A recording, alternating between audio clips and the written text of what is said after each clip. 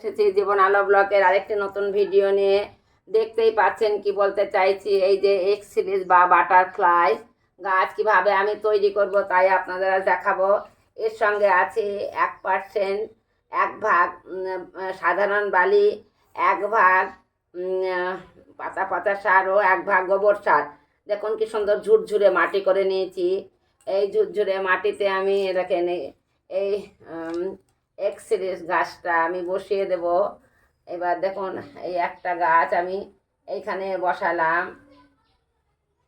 এই গাছের খুব একটা বেশি পরিচর্যা লাগে না।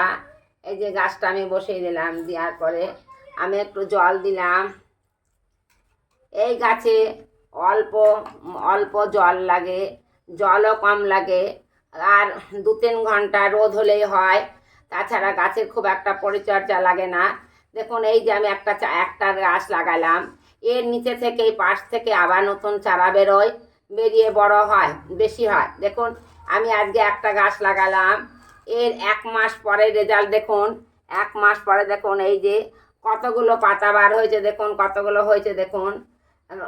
এখনও হবে, আস্তে আস্তে এই যে চারপাশ দিয়ে আবার নতুন চারা বেরোবে। তাই বলছি আপনারাও বাড়িতে এরকম এক্সিলেন্স গাছ করতে পারেন। আপনারাও বাড়িতে তৈরি করুন এরকম এক্সিলেন্স গাছ। এবং এই এক্সিলেন্স গাছ তৈরি করতে এমন কিছু পরিশ্রম লাগে না।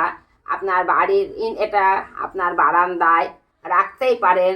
এরকম সকালে 2-3 ঘন্টা রোদ হলেই এত সুন্দর গাছ তৈরি হয়ে যাবে।